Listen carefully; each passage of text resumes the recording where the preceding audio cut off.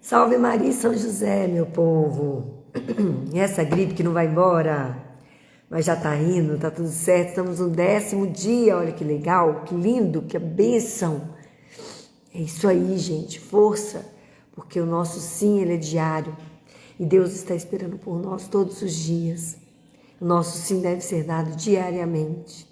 É assim que nós vamos caminhando nessa busca constante pela santidade. Porque a graça santificante, ela vem conforme a nossa preparação. Estejam certos, este chamado que vos foi dado, ele é um privilégio, é uma graça muito extraordinária. Aproveite, segure com força e com muita alegria, tá bom?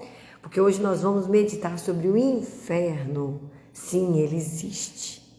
E ele é tão real que Jesus falou dele por várias vezes no Novo Testamento. Nós não podemos deixar de escutar o que o Messias, o que o Filho de Deus veio nos ensinar. Assim, nós devemos estar atentos a tudo que nos pode tirar daquilo que Deus preparou no início de todo o universo. Ele preparou para nós o paraíso. Não podemos dispersar, a gente não pode tirar o foco é Cristo. Vamos manter no foco, sabendo, obviamente, do que pode nos acarretar se nós quisermos viver para nós, tá bom? Então vamos lá, invocando a Santíssima Trindade para que ela esteja conosco pela intercessão de Nossa Senhora. Em nome do Pai, do Filho e do Espírito Santo. Amém. Vinde, Espírito Santo, vinde por meio da poderosa intercessão do Imaculado Coração de Maria, vossa amadíssima esposa. Inferno. Para dois grandes caminhos, terrivelmente definitivos, abre a augusta porta do juízo. A meditação sobre o inferno me encherá de salutar horror ao pecado e ao espírito do mundo, para confirmar-me na eleição divina da sabedoria e da escravidão de amor a Maria. Naquele lugar de tormentos, o grande tormento é a perda de Deus e do amor de Maria. Meditar seriamente sobre o inferno é meio seguro de o evitar. 1. O abismo infernal abre-se ante meus pés trêmulos. Maria me estende solicitamente as mãos para me reter. A rainha dos céus e da terra, me alcançais, estender vosso onipotente domínio até as regiões da morte eterna, penetrai-me no temor e no tremor ante o castigo terrível, com que Deus deixa que se punam os escravos do egoísmo e do mundo. Com que Deus deixa que se punam, ou seja, a condenação não vem de Deus. A condenação vem das nossas escolhas, daquilo que nós optamos a viver. Se nós estamos vivendo para nós, obviamente estaremos distantes daquilo que Deus nos desejou quando nos fez. Ele que nos fez e que nos sustenta, permite que nós sejamos livres para amá-lo ou não. Todo amor é doação, todo amor é sacrifício. Portanto, não tem como você servir a Deus e a demônio, servir a Deus e ao mundo, servir a Deus e às suas vontades. Porque as suas vontades são limitadas e as de Deus são completamente boas e perfeitas. As nossas vinculam-se a prazeres que são de curto prazo e as de Deus vivem para uma busca eterna de felicidade. Se nós não soubermos passar pelas coisas do mundo, sem delas vivermos presos, não conseguiremos obter o céu.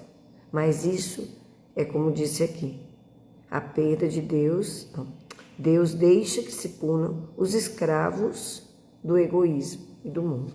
Portanto, quando nós vivemos para nós, estamos sendo escravos de nós mesmos, ao passo que quando nós nos entregamos como uma escravidão de amor a Cristo Jesus, através das mãos de Maria, conseguimos libertar de todo o apego das coisas passageiras e nos apegarmos e nos volvermos para as coisas do alto. Essa é a caminhada, tá? Isso é maravilhoso. porque aí sim você percebe que você não é, né, mais escravo, você é livre. A liberdade está no não se apegar a nada do mundo. Olha que coisa. E às vezes eu achava que eu era livre porque eu fazia tudo que eu queria. Quando a gente é livre para fazer tudo que se quer, a gente é escravo de nós mesmos. Porque nem tudo que eu quero faz bem para mim. Primeiro ponto, as penas dos sentidos. Muitas pessoas perderam os sentidos e mesmo morreram de espanto à vista de coisas horrorosas, ou apenas com a imaginação e o receio delas. Que há de ser, pois, da visão dos tormentos do inferno e da presença nefanda do demônio, cuja suprema beleza e a ira justiceira de Deus transmudou em hedionda disformidade? Ou seja, ele era o anjo mais lindo, né? O mais iluminado. De repente, a suprema beleza daquele anjo se transmudou em hedionda disformidade.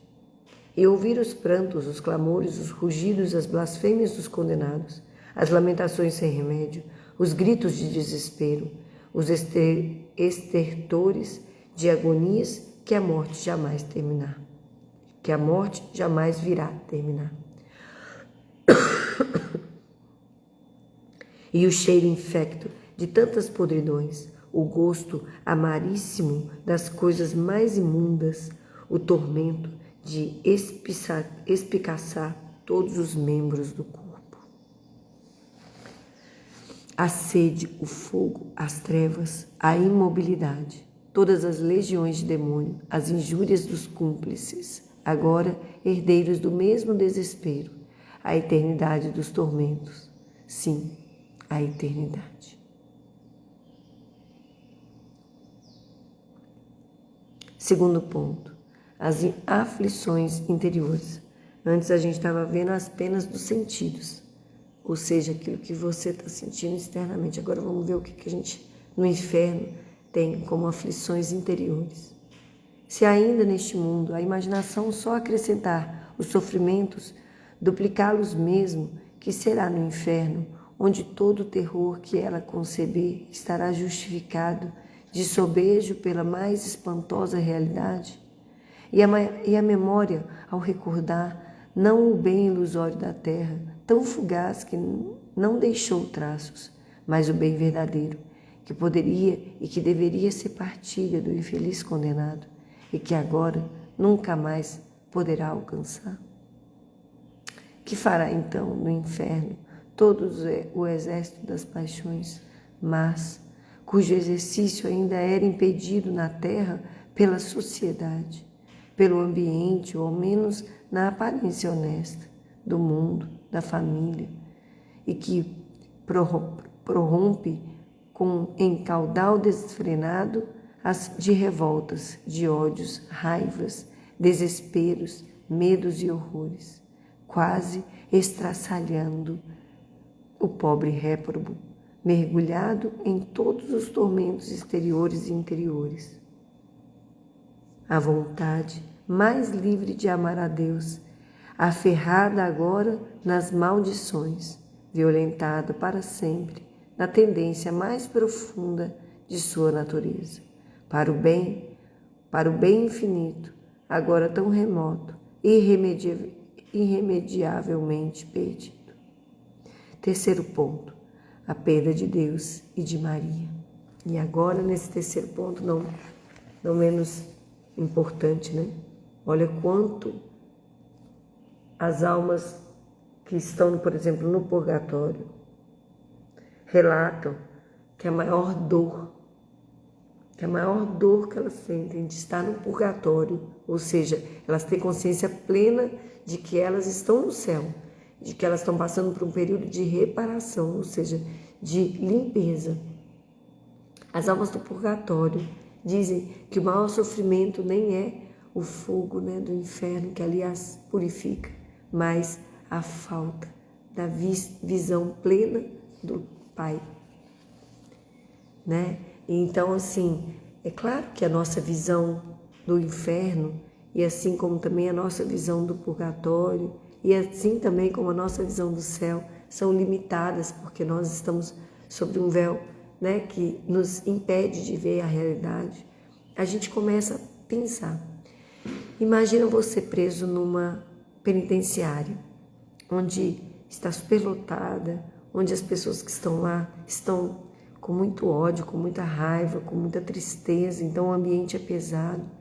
E você ali num cantinho próximo ali, aquele local onde eles fazem, né, suas necessidades, todo mundo misturado. E ali você está preso, né, e não pode praticamente se mexer. Imagina essa situação. Por pior que ela seja, você ainda tem a sensação de que um dia eu posso sair dali, né? A mesma coisa, você imaginar que você está num ambiente, por exemplo, um hospital, onde você está sofrendo muito os tratamentos, as dores da doença, e você está recebendo sempre ali algumas dosagens do tratamento que vai intensificando, e você sente algumas melhoras, mas ainda sabe que você vai passar por um período ali onde você precisa, né, se curar. E aí a gente imagina o terceiro momento, onde você está num ambiente extremamente limpo, organizado, bonito, com graminha bem arrumada, um jardim maravilhoso, as pessoas sendo, sabe, felizes ali, todo mundo se ajudando. Essas três possibilidades, onde você identifica um momento de tamanha tragédia, um outro momento de grande dor e um outro momento de plena tranquilidade. Tudo isso a gente pode multiplicar. Mas, em todas elas, o mais triste é que, no caso do inferno, que é toda essa situação de você estar preso num ambiente extremamente tóxico, no caso do inferno você nunca mais sairá de lá. Essa é a maior tristeza. Imagina você com prisão perpétua. Nunca mais eu vou sair daqui. Esse é o inferno. Aí quando a gente passa para o purgatório, que é o hospital, que é o local onde você precisa se curar, por pior que seja estar ali retido, você será curado e estará diante dos teus, que você tanto tem saudade. E a cada momento que você recebe uma visita, mais um desejo você tem de voltar, de ir para casa, né? Encontrar com aqueles que você ama. Então, que a gente nunca perca esse olhar de onde e por que nós estamos aqui. Qual é a nossa missão? Estarmos um dia lá, nesse jardim tão lindo, tão harmonioso, que tudo será felicidade. Tudo estará em plena harmonia e equilíbrio. Mas aqui ele está dizendo sobre as aflições do inferno. Nosso estudo hoje é sobre isso. Então, que nós não negligenciemos a nossa consciência do que está em jogo. Agora ele vai falar então no terceiro ponto, a perda de Deus e de Maria. Mas o tormento maior, o inferno do inferno, será a perda de Deus. Quando, unida ao corpo da terra, a alma não conhece bem tudo o que representa Deus para ela, porque os sentidos demasiadamente a solicitam e aliciam. Mas quando despedida dos laços mortais, entregue ao penhor irresistível da sua natureza, ela se atira ao sofreguidão para o objeto único que a pode satisfazer e vivificar. E quando a justiça inexorável de Deus, castigando uma vida que jamais quis voltar-se para o bem verdadeiro, no uso de sua liberdade, negar-se a acolhê-la, furtando-se aos seus anelos ansiosos de contemplação e de posse, então esse será o pior dos tormentos, a mais infernal das mortes. A lembrança dos anos visitados da graça de Deus, a primeira comunhão, as lições de palavras e de exemplos, os mesmos sofrimentos e penas da terra, buscando comover e despertar a consciência endurecida, todos os desprezados auxílios divinos para o cumprimento dos próprios deveres, tudo tornado em pecado. Pelo abuso, endurecimento no mal, a incêndio das paixões, chasqueiros às coisas santas, risadas satânicas aos bons conselhos e pias admoestações. Tudo afasta de Deus, a suprema formosura, o amor dos amores. O réprobo bem o sabia e o aceitou livremente, conscientemente. O tormento de recordar Maria, o primeiro amor, a tão doce mãe, cedo abandonada. A ingratidão com que se deixou sua devoção, tão cheia de confiança e de pureza. A frieza de coração com que se voltou às costas à piedade mariana, a suavidade do terço, a beleza encantadora das imagens de Maria, ao convite do Espírito Santo para ser escravo de amor de Nossa Senhora. Às vezes você está aqui achando que você veio porque alguém te falou que você precisa fazer, né? Não. Tudo isso é uma vontade de Deus para que você não se perca. Porque através da mãe você estará sempre conduzido de forma segura e de forma amorosa. Nada lhe faltará. Deus já tinha avisado isso para nós. Nossa Senhora é aquela que irá nos conduzir. E é tão difícil, mas é tão agradável, é tão bom. Não perca o foco. É isso que o encardido quer nos tirar, do foco. Colocando outros afazeres, outras coisas, e que a princípio você fala, são melhores. Mas não desista, não deixe com que a sua relação com o mundo, com as coisas deste mundo, estejam sobrepondo as coisas de Deus. A sua hora vai chegar. E quando você estiver colocado toda a sua dedicação às coisas do alto, as coisas do mundo não te aprisionarão e você poderá ir voar ao encontro dessas plenas graças que nós recebemos impitadas, mas que são justamente aquilo que vai nos fazer ser movidos quando nós nos desprendemos desse corpo e fomos ao encontro daquilo que de fato nós amamos. Minha mãe, amada com todas as fibras do meu ser, com todas as vibrações do meu coração, não me deixes perecer. É no vosso regaço, a esconder trêmulo minha cabeça no vosso seio materno, que vou terminar esta meditação terrível, mas necessária para a minha salvação. Não quero apartar-me de vós. Quero que seja para mim também, no céu, vossa beleza, vosso carinho e vosso encanto. Mortificarei meu corpo e meus sentidos, todas as minhas potências, entregando-me estreitamente, algemado a vosso único e exclusivo serviço de amor. Guardarei meus olhos de todas as belezas terrenas, para ver somente vossa formosura. Reservarei meus carinhos, para que os possa entregar virginalmente no paraíso, onde me inebriarei com um oceano de ternura que não posso agora vislumbrar sequer. E acima de tudo, vós me conduzireis a Jesus, ao bendito fruto de vosso ventre, para que no abismo insondável de vosso coração eu me despenhe para sempre na bem-aventurada visão, na inefável posse de Deus. Ramalhete, Maria, fostes imaculada porque, mãe do Redentor de nossos crimes, apressai-vos, pois, em socorrer aos míseros, a cuja miséria deveis a felicidade de vossa pureza. Santo Evangelho, Mateus 22, de 1 a 14. O banquete e a veste nupcial. O Senhor esteja conosco. Ele está no meio de nós. Proclamação do Evangelho segundo Mateus. Glória a vós, Senhor. E respondendo, Jesus falou-lhes novamente em parábolas, dizendo: o reino de Deus é semelhante a um rei que fez as núpcias de seu filho, e ordenou aos seus servos que chamassem os convidados para as núpcias, mas eles recusaram vir. Enviou de novo outros servos, dizendo: dizei aos convidados, eis que está preparado o meu banquete, os meus touros e meus animais cevados já estão mortos e tudo está pronto. Vinde às núpcias. Mas eles os desprezaram e se foram para sua casa de campo, outro para os seus negócios. Outros, porém, lançaram mão dos servos que lhes enviara depois de os haverem ultrajado e os mataram.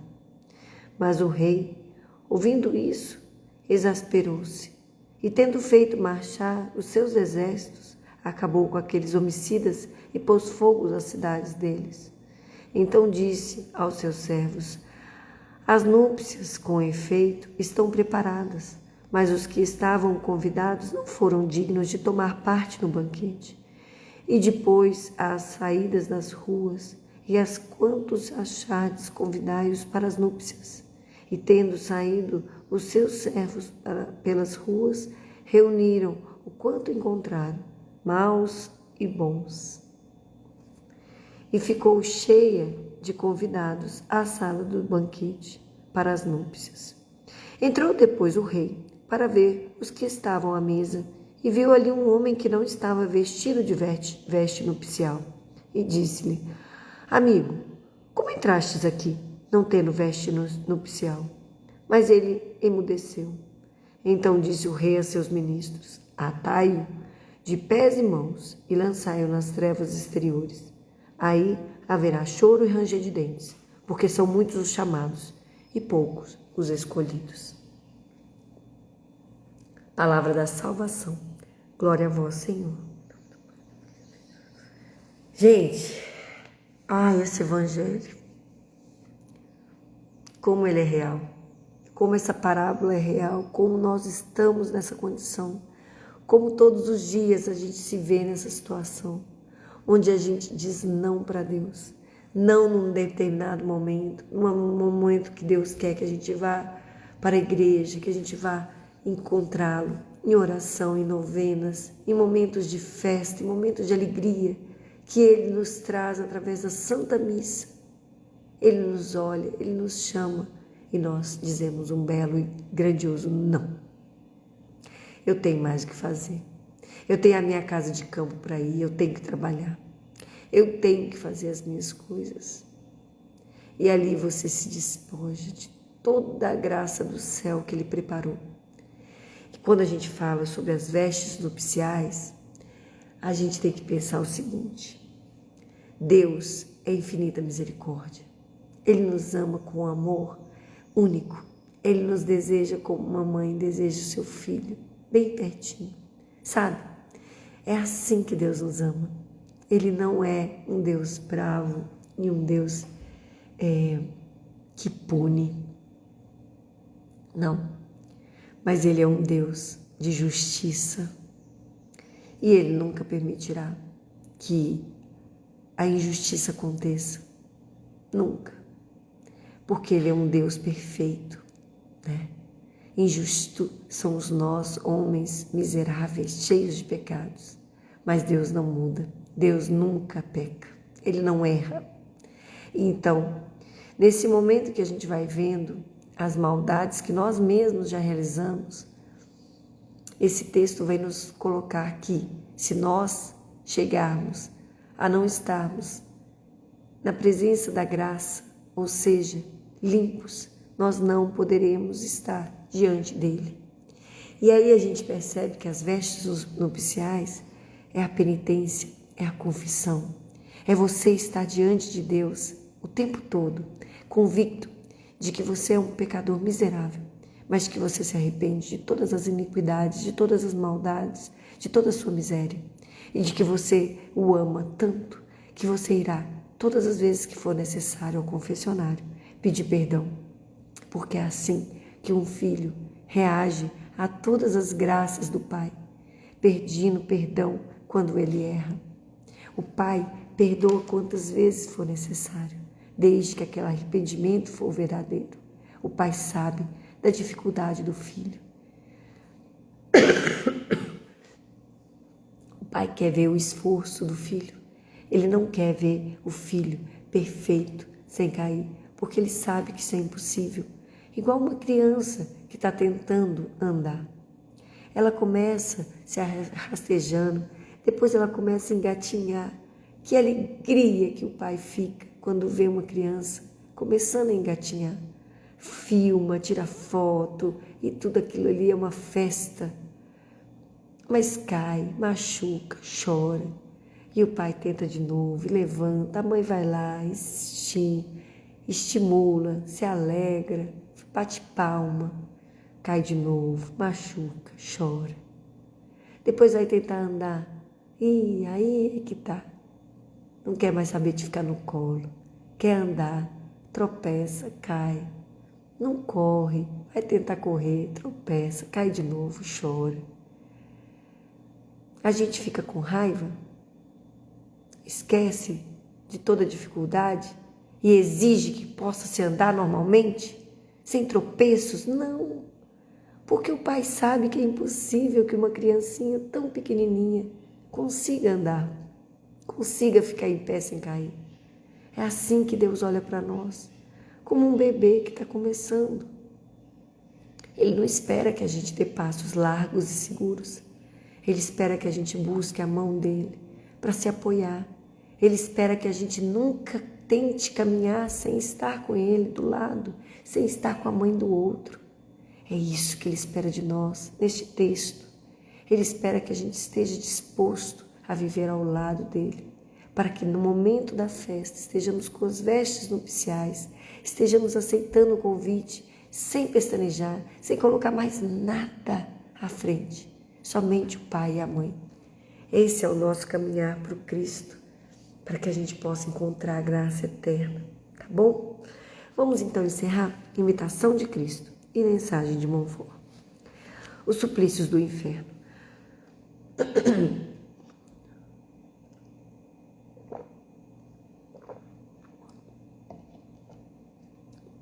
Que outra coisa há de consumir aquele fogo senão os teus pecados? Quanto mais se te perdoas agora a ti mesmo e segue os apetites da carne, tanto mais fortemente será depois atormentado, e tanto mais lenham as juntas para te queimar. No que o homem mais peca, nisso mais severamente será castigado. Ali os preguiçosos serão picados por aguilhões ardentes, os gulosos serão atormentados com fome e sede. Ali os luxuriosos e dados aos deleites serão abrasados com ardente pez e fétido enxofre, e os invejosos uivarão de dor como cães raivosos. Não há vício que não tenha seu particular tormento.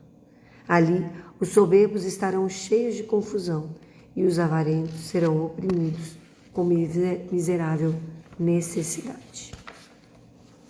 Ali será mais penoso passar 1 hora de suplício que aqui 100 anos de ásperas penitências.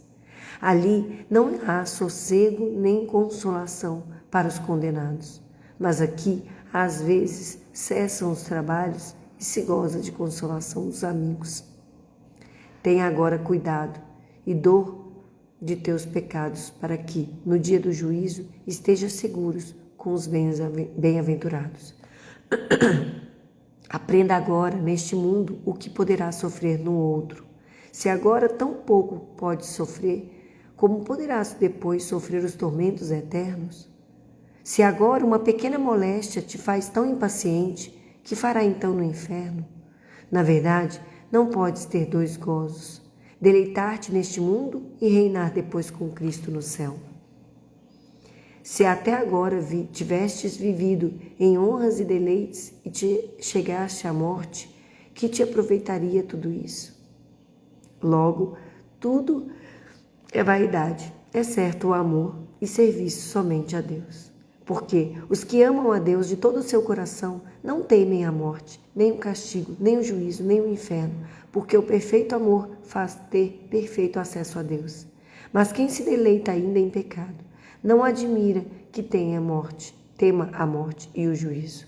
Bom é, contudo, que se ainda o amor de Deus não nos desvia do mal, nos refreie ao menos o temor do inferno.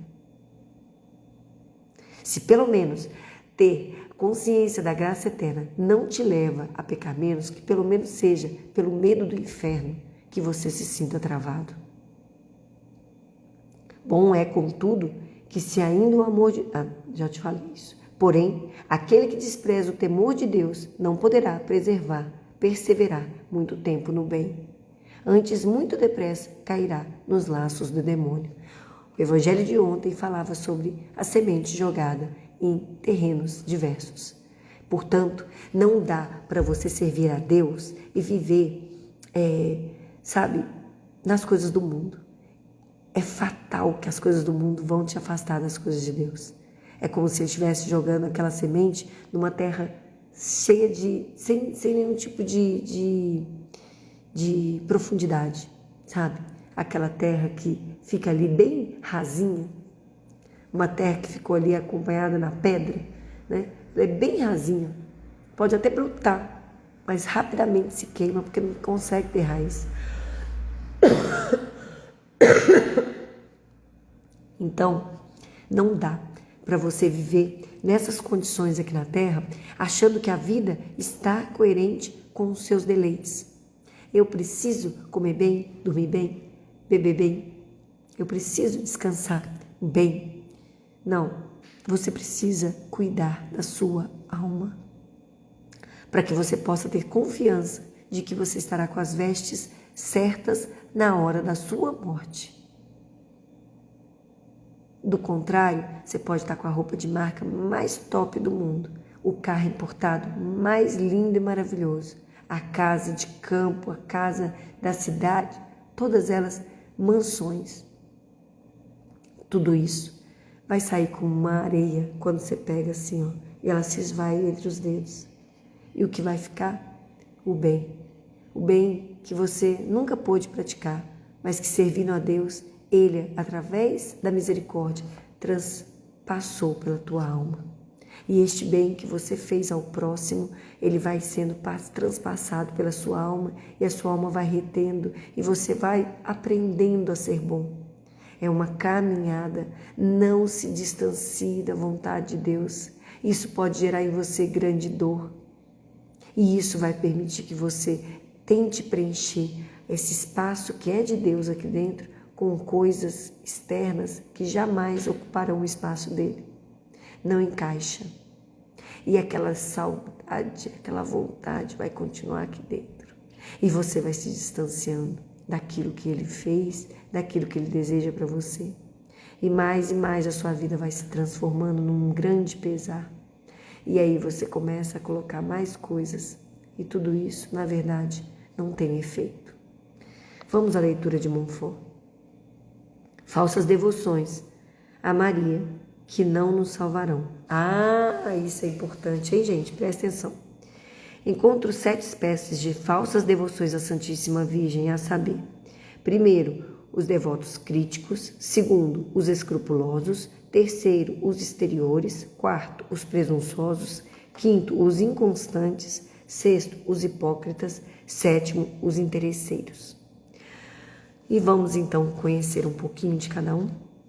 Os devotos críticos são, em geral, sábios orgulhosos, espíritos fortes e presumidos, que têm no fundo alguma devoção à Santíssima Virgem, mas que criticam quase todas as práticas de piedade que as pessoas simples rendem, em toda a sua simplicidade, à santidade e à boa mãe, porque não lhes agradam a fantasia.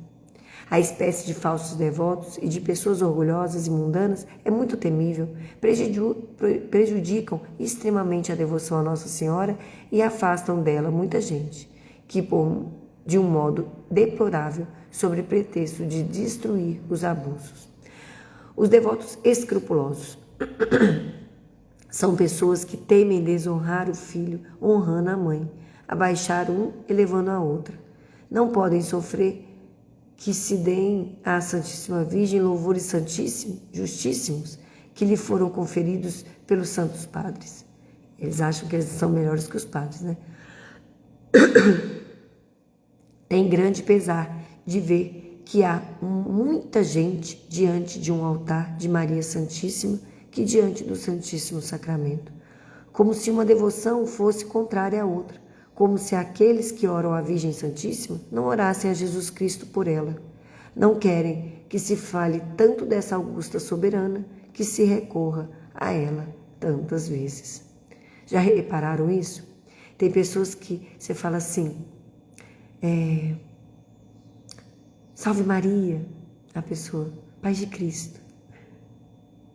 Tipo, não, eu não falo de Maria, eu falo de Jesus, tá? E mal entendem que, na verdade, quando se fala de Maria, estamos falando do próprio Cristo, porque ela é cheia da graça, ela é o tabernáculo vivo, ela é aquela que está o tempo todo com o filho. Uma mãe vai se distanciar de um filho? Nunca. Só que as pessoas não entendem isso e aí julgam como se a devoção a Maria fosse diminuir o amor a Deus, a Jesus Cristo. É exatamente o contrário. E vocês vão perceber isso porque com a consagração vocês estarão mais voltados a Jesus Cristo como nunca. A Santa Igreja, com o Espírito Santo bendiz a Santíssima Virgem em primeiro lugar e Jesus Cristo em segundo. Porque lá na Bíblia, quando você vai ler a saudação, ela fala assim, bendita és tu entre as mulheres, bendito é o fruto do vosso ventre. Primeiro, Santa Isabel, que estava repleta do Espírito Santo, né? Ela fala primeiro que bendito é aquela que creu, bendita és tu entre todas as mulheres e bendito é o fruto do vosso ventre. Aí, né? Aí ele fala aqui, ó, bendita és tu entre as mulheres e bendito é o fruto do teu ventre, Jesus. Não é que a Santíssima Virgem seja mais que Jesus Cristo ou igual a ele. Isso seria uma heresia intolerável. Mas é que, para bendizer mais perfeitamente a Jesus Cristo, é preciso primeiro bendizer a Virgem Maria. Digamos, pois, com todos os verdadeiros devotos de Maria Santíssima, em oposição a estes falsos devotos escrupulosos, ó Maria, bendita sois vós entre as mulheres, e bendito é o fruto do vosso ventre, Jesus. Ou seja, quando nós estamos aí dizendo que a Virgem Maria é bendita entre todas as mulheres, nós estamos de fato pronunciando aquilo que é mais agradável a Deus. Foi Ele mesmo que assim o disse, né? E nós aqui, sendo completamente apoiados pela Santa Igreja, nós não somos maiores que os papas, que assim definiram. A gente tem que parar de ficar criticando as coisas sagradas de Deus, né? E aí o pessoal ainda fala achando que está falando sério. E isso não é só quem é evangélico não, viu, gente? Tem muito católico falando isso também. E a gente tem que parar de ficar dando ousadia para as pessoas que falam isso. Ah, mas a pessoa vai ficar brava comigo. Não, não tem nada disso não. Maria é virgem, mãe santa. Ela é filha de Deus Pai, mãe de Deus Filho e esposa do Espírito Santo. Ela contém a Santíssima Trindade, pare com isso. Ela nunca foi tocada pelo encardido. Ela é a única que foi colocada como inimiga da serpente. Ela é aquela que trouxe Cristo para nós, é aquela que vai nos trazer também a oportunidade de chegar até Ele. Foi isso que Deus quis quando nos deu a ela a posse de toda a humanidade como filhos dela, filhos adotivos. E, portanto, sejamos nós dignos de ter uma mãe como ela, excelsa, mãe de Deus. Ah, para, né, gente? Tem coisa que a gente pede para pai e pai não dá. Mas quando a gente pede com carinho assim para a mãe dá um jeitinho. Acordem, acordem. Os devotos exteriores são pessoas que fazem constituir em práticas exteriores toda a sua piedade com Maria, que só apreciam o exterior da devoção à Santíssima Virgem, porque não tem espírito interior. Dizem muitos textos às pressas. Ave Maria, cheia de graça, Senhor é convosco. Estou rezando, mas estou rezando ali, ó, rapidinho, para poder acabar logo, né? Que dizem muitos textos à pressa, ouvem muitas missas sem atenção, vão às procissões sem devoção, alistam-se em todas as confrarias sem corrigir sua vida, sem fazer violência às suas paixões e sem imitar as virtudes de Nossa Senhora, Virgem Sacrossanta. Só gostam do sensível da devoção, sem apreciar o que é sólido. Se não têm consolações sensíveis em suas práticas, pensam que nada fazem.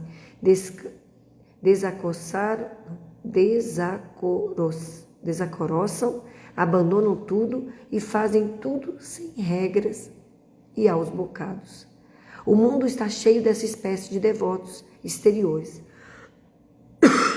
que são os que mais criticam as pessoas de oração que se aplicam ao interior como a essencial, sem desprezar o exterior de modéstia que sempre acompanha a verdadeira devoção.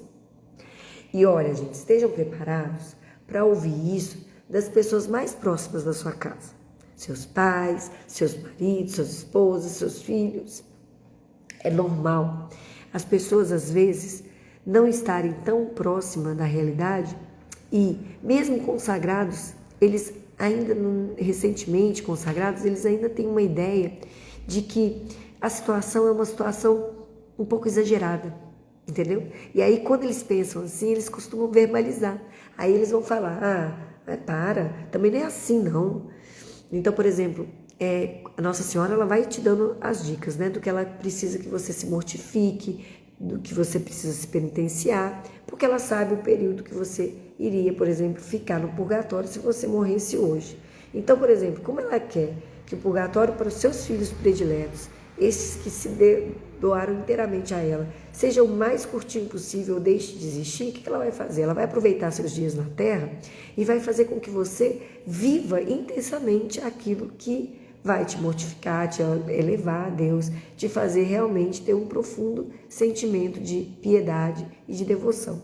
E aí ela vai te falando as coisas, eu quero que você pare com isso, quero que você pare de usar isso, quero que você pare de falar isso. E assim ela vai te movendo. E aí você, às vezes, vai verbalizar isso para as pessoas. Eu não estou mais fazendo isso. Eu não uso mais isso. E as pessoas, elas não vão entender. Elas vão virar e falar, para, né? Já está demais isso. Nossa Senhora. Aí você fala assim, não tá não. É o pedido dela para mim. Não quer dizer que você tenha que fazer também, não. Ela vai saber pedir para você. Mas para mim ela está pedindo isso e eu dou. Dou com alegria. Então você esteja preparado para ouvir muitas críticas e continuar perseverando. Por quê? Porque as críticas, elas são testes, né? Seja da parte do encardido, que está ali colocando na cabecinha, seja da parte daquela mesma pessoa que, não compreendendo, quer ter certeza. E aí, ao ver que você continuou, ela se sente movida pelo seu exemplo. Então, sejam firmes e coerentes com aquilo que Deus está provendo para vocês, tá bom? Tem os devotos presunçosos. São pecadores entregues às suas paixões ou amantes do mundo, que sob o belo nome de cristãos e de devotos de Nossa Senhora escondem o orgulho e a ira, a avareza ou a impureza, ou a embriaguez e o costume de praguejar, ou a maledicência ou a injustiça, etc. Que dormem em paz no meio de seus maus hábitos, sem fazer grande violência para se corrigir, tá vendo? A gente precisa fazer violência contra nós, porque senão a gente não se corrige, a gente vai acabar vivendo sempre no erro. Por quê? Porque hoje eu vou ainda fazer. Gente, presta atenção, quando vocês fizerem alguma penitência de algum alimento, que vocês num período, por exemplo, do retiro, então nós temos 30 dias, né? 33, na verdade. Então, nesses 33 dias, você fala assim, esses 33 dias eu não vou fazer isso, entregando como sacrifício para a minha consagração. Prepara para todo mundo te oferecer ou querer que você faça isso. E você começar a falar, Jesus, quer dizer, hoje eu posso, né? Não pode. Faça violência contra o seu desejo carnal. Faça violência e verás uma alma mais fortalecida para falar não para o demônio. Porque se você não consegue falar não para um pedaço de pão, para um pedaço de bolo recheado, todo coberto de chantilly, se você não consegue falar não para ele, que não se move, que não pode fazer nada contra você, como você vai falar não para o demônio quando ele vier sugerir coisas que te dão prazer? Você não vai conseguir, porque ele sabe onde que é seu calcanhar de Aquiles, ele sabe onde está a sua fraqueza. Então ele vai lá na ferida e você acaba caindo, porque você não tem sua alma fortalecida na força de quem diz não para si mesmo, mas fala sim para Deus. Então, eles não fazem violência para se corrigir, sob o pretexto de que são devotos à Santíssima Virgem, que se embalam com a esperança de que Deus lhes perdoará. Então, que não morrerão sem confusão e que não serão condenados, porque rezam o terço, jejuam aos sábados, porque pertencem à confraria do rosário ou do escapulário, ou a outra, com suas congregações, podem trazer os pequenos hábitos ou uma pequena cadeia da Santíssima Virgem. Os devotos inconstantes. Devotos inconstantes são aqueles que são devotos da Santíssima Virgem por intervalos. Ora são fervorosos, ora tíbios. Agora parecem prontos a tudo por seu serviço. Daqui a pouco não são mais como os mesmos. Começam por abraçar todas as devoções à Santíssima Virgem. Alistam-se em todas as confrarias, mas não lhe cumprem as regras com fidelidade.